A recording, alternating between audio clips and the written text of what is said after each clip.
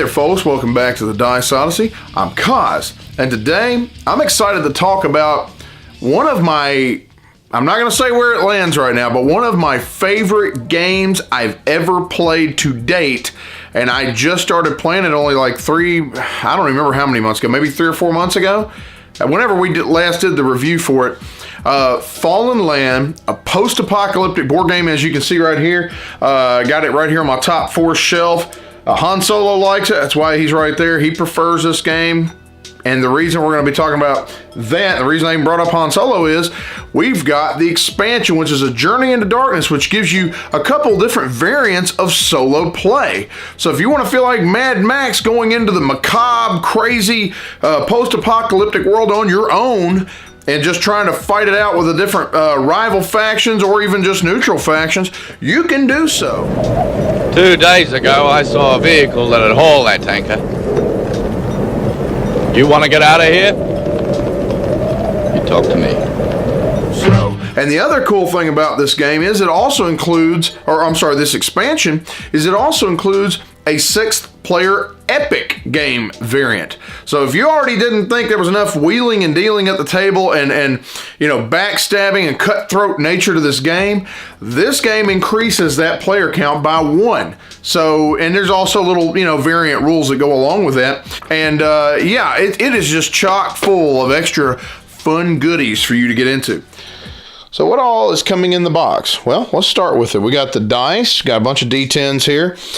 You already got enough in the box to do what you need to do, but Fallen Dominion thought ahead to go ahead and give you an extra set so you can pass them around the table and not have to pass just one set. Kudos. Thank you so much for that, because that is a big deal, especially if you have higher player counts in this game. Also some extra D6s, which is nice. And then they gave you a whole butt ton of new cards. All right, let's get with the characters real quick. Megalomaniacal Rockstar. You got Chad Zosmus, Renegade Hacker. Hey, that's sweet. I mean, that's cool. You got Herman Crawford, Grizzled Locksmith. And then you got Lurch. What does that say? Wannabe Pirate.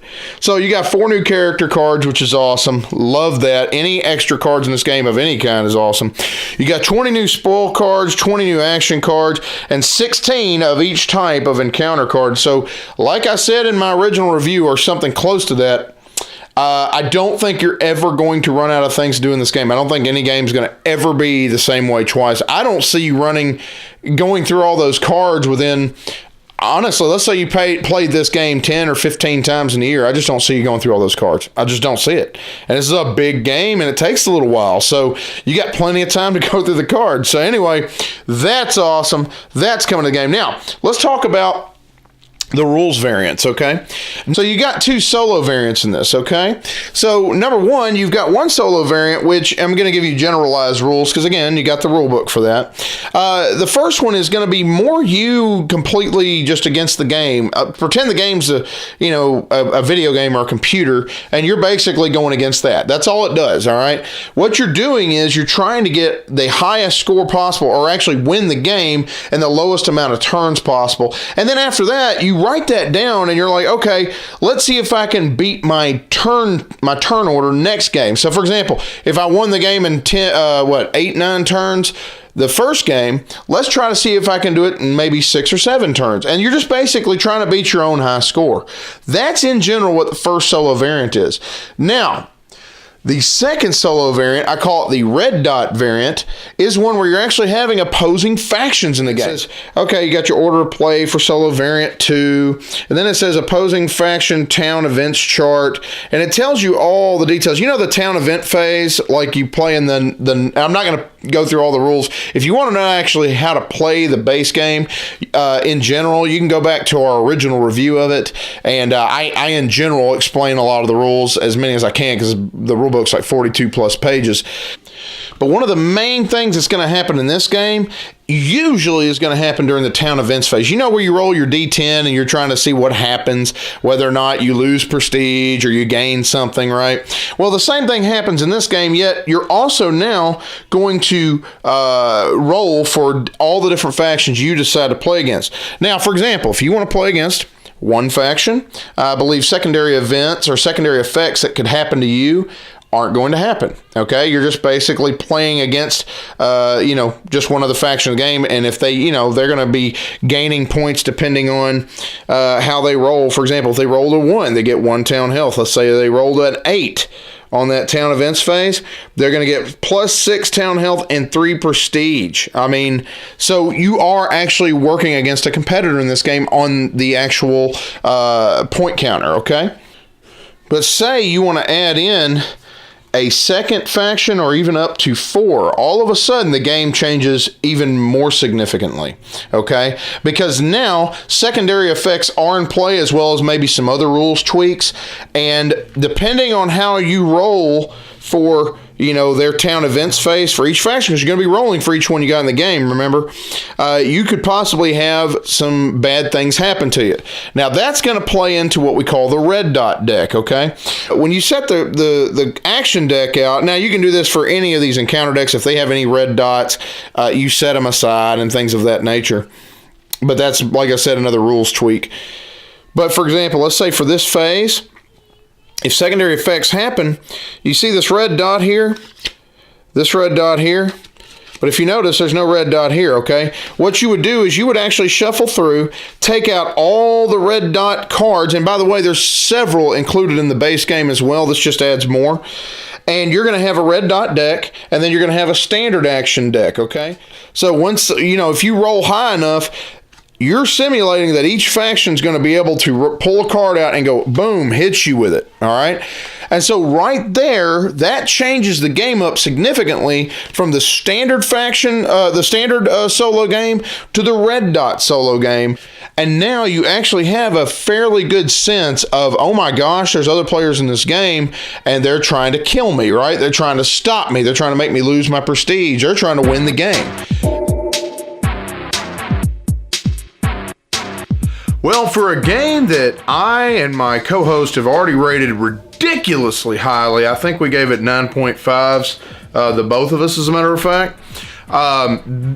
For them to release an expansion that actually increases my enjoyment level from that rating, that's a heck of a feat. I have to say that what you're getting in this package is just more and more and more and more of the stuff you already love.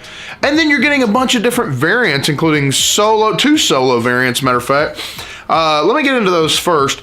The number one thing, I tried both variants out.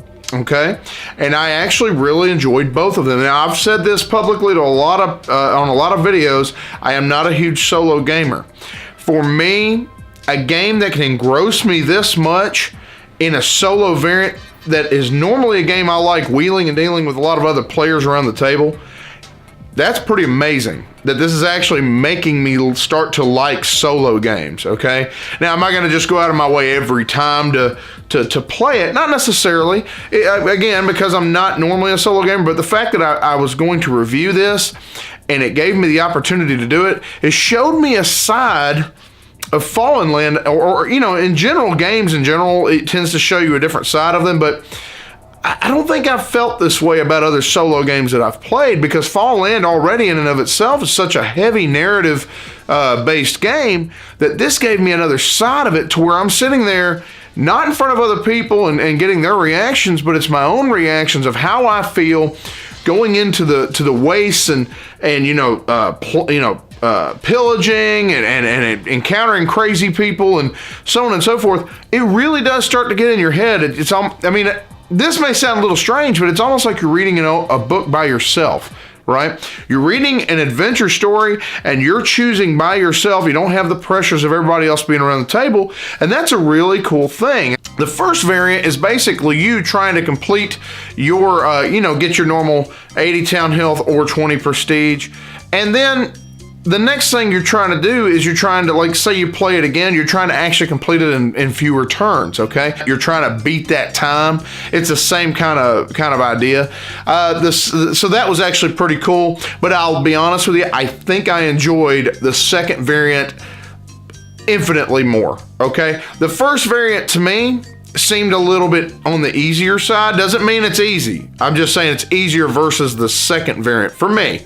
The second variant is more it's simulating actual people at the table. Now you're going to have some aspects of it that are gone because, solo game, you don't have robots sitting there with you. And this is where that red dot deck we talked about in the overview comes into play, because now if, secondary effects happen, and that typically, I think it only happens if you have more than one other simulated player at the table. If you have two or more, I think it is, then that red dot deck is going to come into action. And under normal circumstances, if you were playing a normal game, other players at the table might play an action card on you, right? They might do something to hurt you or to bribe you. It just depends on the political action at the table, right? In this, it's pretty much almost everything's there to hurt you. I mean, at least the cards that I saw, and I went through several of them. And so, yeah, it's actually a really cool thing, because yes, you're missing some aspects of it, but if you want to play a solo game of this, it's highly engrossing, because you'll find yourself, at least I did, find yourself going, you jerk. I actually blurted out, I was getting angry. But there's nobody there for me to get angry at. I'm just getting basically angry at a computer, right? A computerized system within a rule book. And so I thought that was actually pretty cool. Is it better than the first one? I don't know. I find it, for me, to be better, but you might not. I mean, again, they give you choices. That's the cool thing, right? So if you want to play and simulate you just going out into the waste and not having other players at the table, you've got that first variant. If you want to play the other way, where you got that red dot deck and it could possibly trip you up and give you problems along the way, and you feel like there might be a few other players at the table, factions coming after you, then that's actually cool too, because then you now have opponents, right? And they're all trying to get prestige or town health as well. So that's actually a really cool thing. Now, the one thing I didn't get into in the overview is going to be the advanced variant rules for 2 to 6 players. I got to try one of these. Now, there were several in the game, but I at least wanted to try one of them to at least kind of speak to it a little bit. I'm excited to try these others, and I know my friends are as well. But getting to try I think it was the Ronin one we did, okay, where you go out and you have no party faction. Basically, you are factionless. You start in a random location that you roll dice to start in, but you don't have a town. You don't have real party markers. I mean, you got a party marker, but it can be anyone, any random one you want. And you actually have to go and complete a city encounter card. Now, if you know anything about the standard game of Fallen Land, you have got to build up a little bit typically to try to be able to beat that city encounter card. So you're going to be, roaming around the waste like a Ronin, right? With no home of your own, basically, and then really no name to yourself. And you've got your characters and you've got some of your spoil cards, but you're going to be having encounters in the plains and things like that. And you want to try to build up a little bit before you actually go into to be able to get the faction. You have to go into a city and complete that encounter. I mean, you could get your butt handed to you before you actually get a daggum faction, right? You may be wandering the waste for just a little while at the beginning of the game, and it's a possibility it's going to make the game go a little bit longer, but at the same time, the cool thing is that when you actually complete a city encounter card, you're able to go and, choose a neutral location. So this is actually, in a way, a really cool thing, because you're not sitting there and going by the random D10, I think it's the random dice that you would normally roll to get a faction. You get to choose one out in the wastes.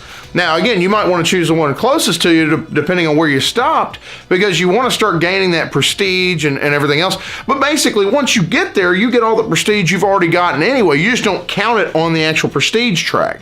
So it's not really going to elongate the game that much, but, just a little bit, probably, just because at the beginning you're starting out. Now, if I play this several times more, that may not be the case. I don't know yet. I've only tried it once.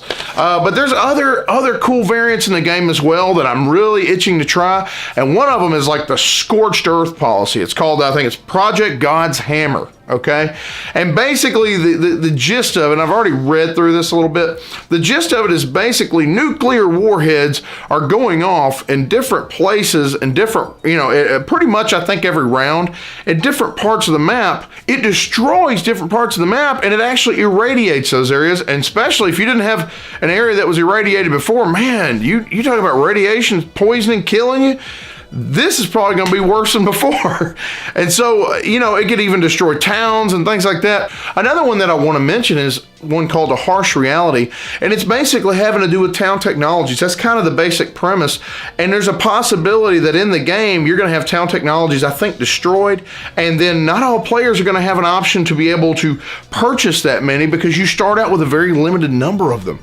And so again, the expansion's amazing because not only did they include solo rules in the game, 2 variants, by the way, but they also included some really cool spice up the main game kind of variants. And I think if you are a diehard Fallen Land gamer, I really, really think you're going to love this. Is it an absolute 100% necessity? Not necessarily, but if you love the game already, you just want more stuff in it. You know what I mean? If you want more cards, more dice, more just about anything you could possibly imagine, I really think this game is for you. And for me, I'm going on a limb on this. I really think that my 9.5 has to be raised to a 10, okay? This is already one of my favorite games of the year. I know it's one of my co-hosts' favorite games of the year. And with this expansion, it just makes this game even more awesome. That game with this gets the ZZ Top Award. You know what I'm saying? And by the way, have you played Fallen Land yet? Have you had a chance to play this expansion? I don't know if how many people have gotten it yet, but like I said, it's a high recommendation for me. Let me know what your thoughts are in the comments. I'm really interested to know how much time you've actually put into the main game. Anyway, thank you so much. You have a blessed day, and game away.